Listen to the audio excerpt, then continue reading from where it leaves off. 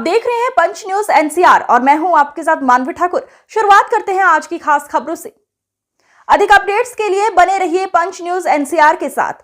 Channel को like, share, subscribe करें और बेल आइकन दबाना बिल्कुल ना भूलें। आज मुझे बहुत खुशी है कि हमारे भाई, हमारे मित्र, हमारी पार्टी के सीनियर लीडर सत्येंद्र जैन जी को ऑनरेबल कोर्ट से जमानत मिल गई है। सत्येंद्र जैन जी इस देश में मोहल्ला क्लिनिक की क्रांति के जनक हैं। पब्लिक हेल्थ सिस्टम को, सरकारी हेल्थ सिस्टम को, सरकारी लोकल हेल्थ सिस्टम्स को, सरकार के बड़े बड़े हॉस्पिटल्स को कैसे शानदार बनाया जा सकता है, और ये कोई असंभव काम नहीं है, इसको संभव करके दिखाया सत्येंद्र जैन जी ने। दिल्ली के लोगों को सत्येंद्र जैन जी की वजह से आज शानदार हॉस्पिटल मिले हैं, नए नए हॉस्पिटल मिले हैं, पुराने हॉस्पिटल्स का रिवैम्प हुआ है उनकी वजह से, और मोहल्ला क्लिनिक जैसी इनोवेटिव चीज़ मिली है जिसको अब देश ही नहीं दुनिया भर के लोग जिससे सीख ले रहे हैं। कई राज्यों में मोहल्ला क्लिनिक बनाए गए हैं। ये सब सत्येंद्र जैन जी की देन है। सत्येंद्र जैन जी बहुत मेहनत के साथ दिल्ली के लोगों की सेवा कर रहे थे, लेकिन भारतीय जनता पार्टी ने कुचक्कर करके, षड्यंत्र करके, क्योंकि उनको डर लग रहा था कि अगर अरविंद केजरीवाल जी की सरकार इसी तरह से दिल्ली के लोगों की स्वास्थ्य सेवाओं को ठीक करती रही तो दिल्ली नहीं पूरे देश में लोग बीजेपी से भी क्वेश्चन पूछने लगेंगे कि भाई अगर सत्येंद्र जैन और अरविंद केजरीवाल जी दिल्ली के अस्पतालों को ठीक कर सकते हैं तो आप गुजरात के, उत्तर प्रदेश के अस्पतालों को ठीक क्यों नहीं कर रहे? आप बाकी राज्यों के जहां आपकी सरकारें वहां के अस्पतालों को, सरकारी अस्पतालों को ठीक क्यों नहीं कर रहे? ये बात पूछने लगेंगे।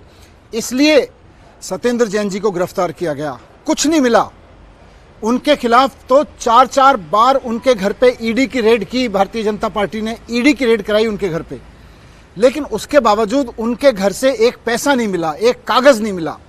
झूठे आरोप में, झूठे षड्यंत्र के तहत पीएमएलए कानून लगा के उनके ऊपर उनको जेल में रखा गया। ये भारतीय जनता पार्टी की बहुत बड़ी साजिश थी। आज भारतीय जनता पार्टी की पूरी साजिश का पर्दाफाश हुआ है, क्योंकि सत्येंद्र जैन जी के खिलाफ कुछ नहीं निकला। आज ऑनरेबल कोर्ट में खुद ये ऑब्जर्व किया गया कि इस केस में अभी तो पता नहीं कितना समय लगेगा। क्यों समय लगेगा? क्योंकि कुछ मामला तो है नहीं। अब इधर उधर से भानुमति का कुनबा जोड़ के कोई झूठा केस बना रखा है।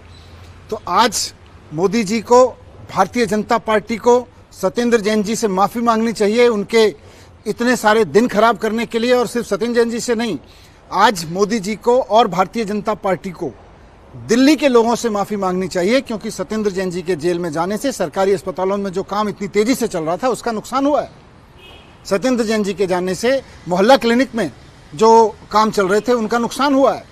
भारतीय जनता पार्टी ने सत्येंद्र जैन जी को जेल में डाला, मुझको जेल में डाला झूठे आरोप लगा के, अरविंद केजरीवाल जी को जेल में डाला, संजय सिंह जी को जेल में डाला। और सब चीज़ों में, इन सब मामलों में एक चीज़ कॉमन है, किसी के यहाँ से कुछ नहीं निकला।